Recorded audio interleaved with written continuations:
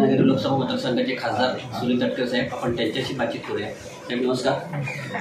महायुतीचे एक मंत्री माजी आमदार सूर्यकांत दळवी यांच्यासाठी मंडळगड इथे होणारी जी MIDC आहे त्या संदर्भात ती होऊ नये म्हणून त्यांच्याशी मिटिंग केली. आणि दुसरे महायुतीचे आमदार योगेश कदम हे उद्योगमंत्री उदय सामंत यांच्याकडे ती MIDC व्हावी असं प्रयत्न करत आहेत. यामुळे जिल्ह्यामध्ये संघर्ष होण्याची शक्यता आहे आणि त्यामुळे उलटसुलट चर्चा सुरू होते. या विषयावरती मला माहितीच नसल्यामुळे मी काय मध्यप्रदर्शन करणार नाही.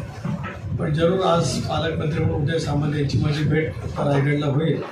आमच्या रायगड जिल्ह्याची नियोजन मंडळाची बैठक आहे, त्याला त्यांच्याजवळ मी चर्चा करण्याचा प्रयत्न करेन.